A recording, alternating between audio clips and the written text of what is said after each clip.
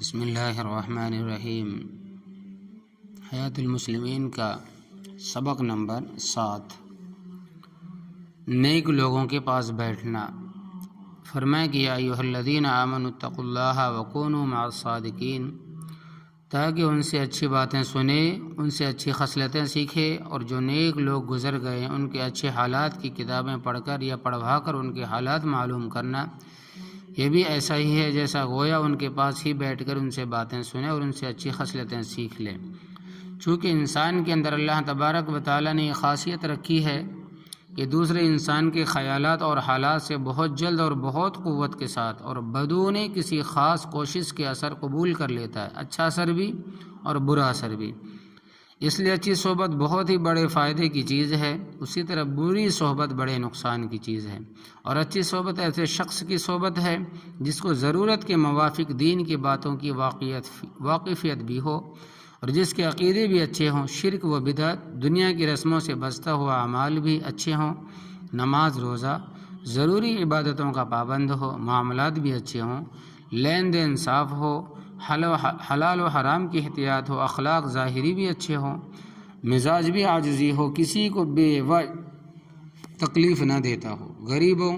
حاجت مندوں کو ذلیل نہ سمجھتا ہو، اخلاق باطنی بھی اچھے ہوں، خدا تعالیٰ کی محبت اور اس کا خوف دل میں رکھتا ہو، دنیا کا لالچ دل میں نہ رکھتا ہو، دین کے مقابلے میں مال اور راحت اور آبرو کی پرواہ نہ رکھتا ہو، آخرت کی زندگی کے سامنے دنیا کی زندگی کو عزیز نہ رکھتا ہو، بہرحال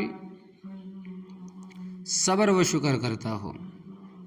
بہرحال ہر حال میں صبر و شکر کرتا ہو۔ جس شخص میں یہ باتیں پائی جائے اس کی صحبت اکثیر ہے، اور جس شخص کو ان باتوں کی پوری پہچان نہ ہو سکے اس کے لیے پہچان ہے کہ اپنے زمانے کے نیک لوگ، جن کو اکثر مسلمان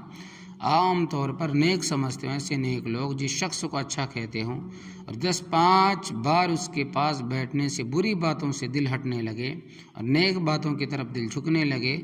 بس تم اس کو اچھا سمجھو اور اس کی صحبت اختیار کرو۔ اور جس شخص میں بری باتیں دیکھی جاوے، بغیر کسی سخت مجبوری کے اس سے میل جول مت کرو، اس سے دین تو بالکل تباہ ہو جاتا، اور بعض دفعہ دنیا کا بھی نقصان ہوتا، کبھی تو جان کا کسی تکلیف یا پریشانی کا سامنا ہو جاتا ہے، اور کبھی مال کا کہ بری جگہ خرچ ہو گیا، یا دھوکے مگر کسی کو دے دیا تو خواہ محبت کے جوش میں آ کر مفت دے دیا، خواہ قرض کے طور پر دیا تھا پھر وصول نہ ہوا، اور کبھی آبرو کا کہ بروں کے ساتھ یہ بھی رسوا اور بدنام ہوا۔ اور جس شخص میں نہ اچھی علامتیں معلوم ہو اور نہ بری علامتیں، اس پر گمان تو نیک رکھو، اس کی صحبت مت اختیار کرو۔ غرض تجربے سے نیک صحبت کو دین کے سنورنے میں، دل کے مضبوط ہونے میں بڑا دخل ہے، اور اسی طرح صحبت بد کو دین کے بگڑنے میں، دل کے کمزور ہونے میں۔ اب چند آیتیں حدیثیں صحبت نیک کی ترغیب میں اور صحبت بد کی مذمت میں لکھی جاتی ہے۔ اللہ تبارک و تعالیٰ نے ارشاد فرمایا کہ ایمان والو، اللہ تبارک و تعالیٰ سے ڈرو، اور جو لوگ دین کے پکے اور سچے ان کے ساتھ رہو۔ یا ایھا الذین آمنوا اتقوا اللہ وکونوا مع الصادقین، ساتھ رہنے میں ظاہری صحبت بھی آ گئی اور ان کی راہ پر چلنا بھی آ گیا۔ ارشاد فرمایا اللہ تبارک و تعالیٰ نے، اور اے مخاطب، جب تو ان لوگوں کو دیکھو جو ہماری آیات اور احکام میں عیب جوئی کر رہے ہیں تو ان لوگوں کے پاس بیٹھنے سے کنارہ کش ہو، یہاں تک کہ وہ کسی اور بات میں لگ جائے۔ اگر تجھ کو شیطان بھلا دے، یعنی ایسی مجلس میں بیٹھنے کی ممانعت یاد نہ رہے، تو جب یاد آ جائے، یاد آنے کے بعد پھر ایسے ظالم لوگوں کے پاس مت بیٹھو، بلکہ فوراً اٹھ کھڑا ہو۔ اور اس سے ایک آیت کے بعد ارشاد ہے، اور کچھ مجلس تقذیب کی تخصیص نہیں، بلکہ ایسے لوگوں سے کنارہ کش رہو جنہوں نے اپنے اس دین کو جس کا ماننا ان کے ذمہ فرض تھا، یعنی اسلام کو لہو و لعب بنائے رکھا ہے۔ حضرت عباس رضی اللہ تعالیٰ عنہ سے روایت ہے کہ عرض کیا گیا، یا رسول اللہ صلی اللہ علیہ وسلم، ہم جن لوگوں کے پاس بیٹھتے ہیں ان میں سب سے اچھا کون شخص ہے، اسی کے پاس بیٹھا کریں۔ آپ نے ارشاد فرمایا کہ ایسا شخص پاس بیٹھنے کے لیے سب سے اچھا ہے جس کا دیکھنا تم کو اللہ تبارک و تعالیٰ کی یاد دلا دے، اور اس کا بولنا تمہارے علم دین میں ترقی کر دے، اس کا عمل تم کو آخرت کی یاد دلا دے۔ میں نے جو اوپر نیک شخص کی علامتیں بیان کی ہے اس حدیث میں ان میں سے بعضی بڑی علامتیں مذکور ہیں۔ حضرت ابو امامہ رضی اللہ تعالیٰ عنہ سے روایت ہے کہ رسول اللہ صلی اللہ علیہ وسلم نے فرمایا کہ اور یہ بھی احتمال ہے کہ شاید حضرت ابو امامہ کا قول ہو تب بھی حدیث ہی ہے۔ حضرت لقمان نے اپنے بیٹے سے فرمایا کہ اے بیٹا تو علماء کے پاس بیٹھنے کو اپنے ذمہ لازم رکھنا اور اہل حکمت کی باتوں کو سنتے رہنا۔ حکمت دین کی باریک باتوں کو کہتے ہیں جیسے سچے درویش کیا کرتے، کیونکہ اللہ تبارک و تعالی مردہ دل کی نور حکمت سے اس طرح زندہ کر دیتے ہیں جیسے مردہ زمین کو موسلا دھار پانی سے زندہ کر دیتے ہیں۔ حضرت معاذ بن جبل رضی اللہ تعالیٰ عنہ سے روایت ہے کہ رسول اللہ صلی اللہ علیہ وسلم نے فرمایا، اللہ تبارک و تعالیٰ کا ارشاد ہے کہ میری محبت ایسے لوگوں کے لیے واجب یعنی ضروری ہو گئی جو میرے ہی علاقے سے آپس میں محبت رکھتے ہیں اور میرے ہی علاقے سے ایک دوسرے کے پاس بیٹھتے ہیں۔ یہ جو فرمایا کہ میرے علاقے سے مطلب یہ ہے کہ محض دین کے واسطے۔ حضرت ابو موسیٰ رضی اللہ تعالیٰ عنہ سے روایت ہے کہ رسول اللہ صلی اللہ علیہ وسلم نے ارشاد فرمایا کہ نیک ہم نشین اور بد ہم نشین کی مثال ایسی ہے جیسے ایک شخص مشک لیے ہوئے ہو، یہ مثال ہے نیک صحبت کی، اور ایک شخص بھٹی کو دھونک رہا ہو، یہ مثال ہے بد صحبت کی۔ سو وہ مشک والا تو تجھ کو دے دے گا، یا اگر نہ بھی دیا تو اس سے تجھ کو خوشبو ہی پہنچ جائے گا، اور بھٹی کا دھونکنے والا یہ تو تیرے کپڑوں کو جلائے گا۔ اگر کوئی چنگاری آ پڑی اور یا اگر اس سے بچ بھی گیا تو اس کی گندگی بو ہی تجھ کو پہنچ جائے گی۔ یعنی نیک صحبت سے اگر کامل نفع نہ ہوا تب بھی کچھ تو ضرور ہو جائے گا، اور بد صحبت سے یعنی برے صحبت سے اگر کامل نقصان نہ ہو تب بھی کچھ تو ضرور ہو جائے گا۔ یہ سب حدیثیں ترغیب سے لی گئی ہے۔ حضرت ابو سعید رضی اللہ تعالیٰ عنہ سے روایت ہے کہ انہوں نے نبی کریم صلی اللہ علیہ وسلم سے سنا ہے کہ فرماتے تھے کہ کسی کی صحبت اختیار مت کرو بجز ایمان والے کے۔ اس کے دو معنی ہوئے، ایک یہ کہ کافر کی صحبت میں مت بیٹھو، دوسرا یہ کہ جس کا ایمان کامل نہ ہو اس کے پاس مت بیٹھو۔ پس پورا قابل صحبت وہ ہے جو مومن ہو، خصوص جو مومن کامل ہو یعنی دین کا پورا پابند ہو۔ حضرت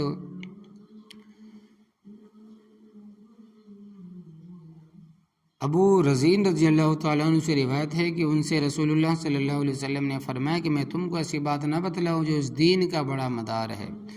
جس سے تم دنیا و آخرت کی بھلائی حاصل کر سکتے ہو۔ ایک تو اہل ذکر کی مجالس کو مضبوط پکڑ لو،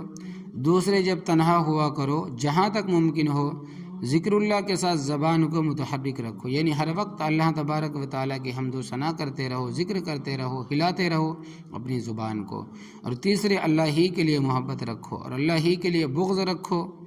یہ بات تجربے سے بھی معلوم ہوتی ہے کہ صحبت نیک جڑ ہے تمام دین کی، دین کی حقیقت، دین کی حلاوت، دین کی قوت کے جتنے ذریعے سب سے بڑھ کر ذریعہ ان چیزوں کا صحبت نیک ہے۔ حضرت ابو ہریرہ رضی اللہ تعالیٰ عنہ سے روایت ہے کہ میں رسول اللہ صلی اللہ علیہ وسلم کے ساتھ تھا تو آپ نے فرمایا کہ جنت میں یاقوت کے ستون ہیں، ان پر زبر و جد کے بالا خانے قائم ہے، ان میں کھلے ہوئے دروازے ہیں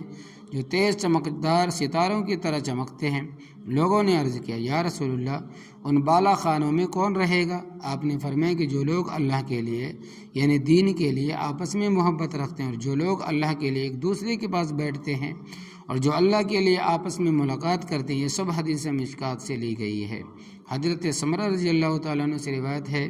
کہ رسول اللہ صلی اللہ علیہ وسلم نے فرمایا کہ مشرکین کے ساتھ نہ سکونت کرو اور نہ ان کے ساتھ یکجائی کرو، یعنی ان کی مجلس میں مت بیٹھو۔ جو شخص ان کے ساتھ سکونت کرے گا یا یکجائی کرے گا وہ انہی میں سے ہے۔ یہ حدیث جمع الفوائد سے لی گئی۔ ان سب آیتوں و حدیثوں سے مدعا کے ایک جز کا ثابت ہونا ظاہر ہے، یعنی کہ نیک لوگوں کے پاس بیٹھنا تاکہ ان سے اچھی اچھی باتیں سنیں اور اچھی خصلتیں سیکھے۔ اب مدعا کا دوسرا جز رہ گیا، یعنی جو نیک لوگ گزر گئے ہیں کتابوں سے ان کے اچھے حالات معلوم کرنا، اس سے بھی ویسے ہی فائدے حاصل ہوتے ہیں جیسے ان کے پاس بیٹھنے سے۔ آگے ان دوسرے جز کا بیان کرتے ارشاد فرمایا اللہ تبارک و تعالیٰ نے، اور پیغمبروں کے قصوں میں سے ہم یہ سارے مذکور قصے یعنی حضرت نوح علیہ السلام کا قصہ، حضرت ہود، حضرت صالح، حضرت ابراہیم، حضرت لوط، حضرت شعیب علیہ السلام کا، حضرت موسیٰ علیہ السلام کا، یہ سب قصہ آپ سے بیان کرتے ہیں جن کے ذریعے سے ہم آپ کے دل کو تقویت دیتے ہیں یہ ایک فائدہ ہے نیکوں کے قصوں کے بیان کرنے کا، ان سے دل کو مضبوطی تسلی ہوتی ہے، جیسے وہ حق پر مضبوط رہے ہم کو بھی مضبوط رہنا چاہیے، اور جس طرح اس مضبوطی کی برکت سے خدا تعالیٰ نے ان کی مدد فرمائی اسی طرح اس مضبوطی پر ہماری بھی مدد ہوگی، جس کو اللہ تبارک و تعالیٰ نے دوسری آیت میں فرمایا ہم اپنے پیغمبروں کی اور ایمان والوں کی یہاں دنیاوی زندگانی میں بھی مدد کرتے ہیں اور وہاں اس روز بھی مدد کریں گے جس میں گواہی دینے والے فرشتے کھڑے ہوں گے، مراد اس سے قیامت کا دن ہے، اور وہاں کی مدد تو ظاہر ہے کہ حکم ماننے والے ظاہر میں بھی کامیاب ہوں گے اور بے حکمی کرنے والے ناکام ہوں گے، اور یہاں کی مدد کبھی تو اس طرح کی ہوتی ہے اور کبھی دوسری طرح ہوتی ہے، اور اس طرح اول بے حکموں کے حکم ماننے والوں پر غلبہ ہو گیا، مگر من جانب اللہ کسی وقت ان سے بدلہ ضرور لیا گیا، چنانچہ تاریخ بھی اس کی گواہ ہے۔ اور ان قصوں سے یوں بھی تسلی ہوتی ہے کہ جیسے دین پر مضبوط رہنے پر آخرت میں وہ بڑھ رہیں گے، جس کی خبر گئی قصوں کے بعد اس اشعار میں دی گئی، یقیناً نیک انجامی متقیوں کے ہی لیے ہے، اسی طرح ہم سے بھی اسے بڑے رہنے کا وعدہ ہے، چنانچہ ارشاد ہے کہ جو لوگ متقی ہیں ان کافروں سے اعلیٰ درجے کی حالت میں رہیں گے۔ حضرت ابن مسعود رضی اللہ تعالیٰ عنہ فرماتے ہیں کہ جو شخص ہمیشہ کے لیے کوئی طریقہ اختیار کرنے والا ہو اس کو چاہیے کہ ان لوگوں کا طریقہ اختیار کرے جو گزر چکے ہیں، کیونکہ زندہ آدمی پر تو بچل جانے کا بھی شبہ ہے، اس لیے زندہ آدمی کا طریقہ اسی وقت تک اختیار کیا جا سکتا ہے جب تک وہ راہ راست پر رہے۔ یہ لوگ جن کا ہمیشہ کے لیے طریقہ لیا جا سکتا ہے نبی کریم صلی اللہ علیہ وسلم ہے، صحابہ ہے، اس حدیث کے آخر میں ہے کہ جہاں تک ہو سکے ان کے اخلاق عادات کو سند بناؤ، اور یہ ظاہر ہے کہ صحابہ کے اخلاق و عادات کا اختیار کرنا تب ہی ممکن ہے جب ان کے واقعات معلوم ہو، تو ایسی کتابوں کا پڑھنا سننا ضرور ٹھہرا، جس طرح قرآن مجید میں حضرات انبیاء، علماء، اولیاء کے قصے بمصلحت ان کی پیروی کرنے مذکور ہے جو اس میں ارشاد میں مذکور ہے، اسی طرح حدیثوں میں بھی ان مقبولین کے قصے بکثرت مذکور ہے جنہیں حدیث کی اکثر کتابوں میں کتاب القصص ایک مستقل حصہ قرار دیا ہے، اس سے بھی ایسے قصوں کا مفید قابل استقلال ہونا ثابت ہوتا ہے۔ اسی وجہ سے بزرگوں نے ہمیشہ ایسے قصوں کی کتابیں لکھنے کا اہتمام رکھا۔ اب میں ایسی چند کتابیں کے نام آپ کو بتلا دیتا ہوں، ان کو پڑھا کریں یا سنا کریں، اگر سنانے والا عالم مل جائے تو سبحان اللہ، ورنہ جو مل جاوے تاریخ حبیب الہ، نشر الطیب، مغازی الرسول، قصص الانبیاء، مجموع فتح الشام والمصر معجم، فتوح العراق، فتوحات بھنسا، فردوس آسیہ، حکایت الصالحین، تذکرۃ الاولیاء،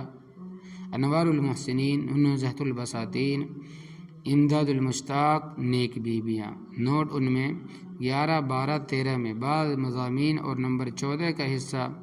ملفوظات عام لوگوں کی سمجھ میں شاید نہ آئے، وہ ان سے اپنا ذہن خالی رکھیں۔ اللہ عمل کی توفیق عطا فرمائے۔